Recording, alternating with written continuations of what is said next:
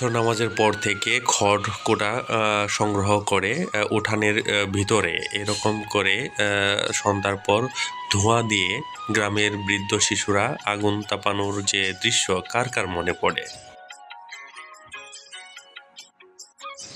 গ্রামীণ সকালবেলা সত্যিই মনোমুগ্ধকর। সকালবেলা পশুদের বিচরণ, খেলাধুলা, পশু পাখির খাবার দাবার খোঁজা, কৃষকের খড়ের গদা, কৃষক তার কষ্টের ফলানো ফসল, সত্যিই এক অসাধারণ। কত কষ্টই না করে কৃষক এই ফসল ফলানোর জন্য, যা সত্যিই দেখতে অসাধারণ লাগছে। পশু পাখি তাদের খাবার দাবারের সন্ধানে খুঁজে বেড়াচ্ছে। কৃষক তার গোয়ালে গরু বেঁধে রেখেছে। সত্যি এই দৃশ্য গ্রাম ছাড়া আর কোথাও দেখা যাবে না। পাশেই পুকুর, পুকুরে মাছ বিচরণ করছে, পশু পাখি ঘুরে বেড়াচ্ছে। এক অসাধারণ দৃশ্য। কৃষাণী গৃহবধূ কত সুন্দর করে গোবর দিয়ে তাদের জ্বালানি বানিয়েছে। শীত থেকে বাঁচার জন্য গ্রামের বৃদ্ধ শিশুরা কিভাবে রাতে ধোঁয়া দিয়ে শীত নিবারণ করেছে। বুদ্ধি করে কৃষকেরা তাদের পশুদের কিভাবে গায়ে চাদর জড়িয়ে দিয়েছে, আর রোদ ওঠার সাথে সাথে তাদেরকে মাঠে বের করে দিয়েছে রোদের ভিতরে। তার ফসল ফলানোর জন্য তার ক্ষেতের মাঝখান দিয়ে এরকম পানি আনার জন্য ড্রেনের ব্যবস্থা করে দিয়েছে।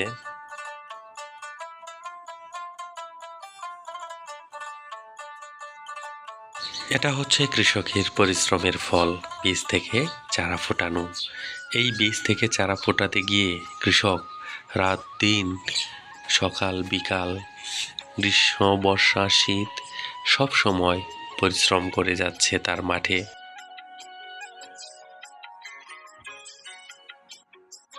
তারা সারা বছর নানান ধরনের সবজি চাষ করে বাংলাদেশের 18 কোটি মানুষের মুখে যোগান দিচ্ছে। আজ সেই কৃষক নির্যাতিত, নিষ্পেষিত, তারা ন্যায্য মূল্য পাচ্ছে না। গ্রামীণ পরিবেশে গেলে আপনি এমনই সৌন্দর্য দেখতে পাবেন। এই সৌন্দর্যের মাঝে রয়েছে কৃষকের দুঃখ কষ্টের কাহিনী। কত কষ্ট করে তারা ধান থেকে চারা গজিয়ে আবার ধানে রূপান্তর করে, বীজ থেকে চারা উৎপাদন করে নানান ধরনের ফসল ফলায়। সিম, লাউ, লাল শাক, গাজর, মূলা, পালং শাক, নানান জাতের সবজি তারা ফলায়। কত কষ্টই না করে কৃষক। ইট কাঠের দেয়ালে থাকা মানুষগুলো তাদের ক্লান্তি দূর করার জন্য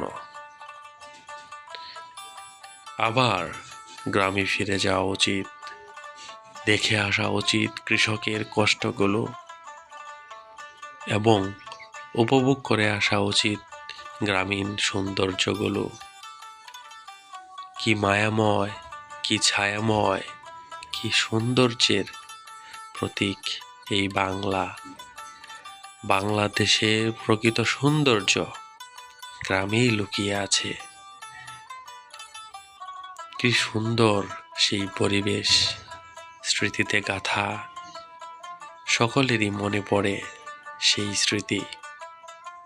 গ্রামের মেঠো পথ, সাইকেল চলা, ভ্যান চলা, সদ্য জন্ম নেওয়া বাছুরের ছুটে চলা, পুকুরে হাঁসের সাঁতার কাটা, সবকিছুই অসাধারণ। গ্রামীণ এসব দৃশ্য দেখতে হলে এবং মনকে শান্তি দিতে হলে, মনের খোরাক জোগাতে হলে আপনাকে আসতে হবে গ্রামে। সেটা আপনার গ্রাম হোক বা অন্য কোনো গ্রাম। চলে আসুন সেই সৌন্দর্য উপভোগ করতে আপনার নিজের গ্রামে। তো চ্যানেলটি সাবস্ক্রাইব করে অবশ্যই আমার চ্যানেল ভালো থাকবেন, সুস্থ থাকবেন। আল্লাহ হাফেজ।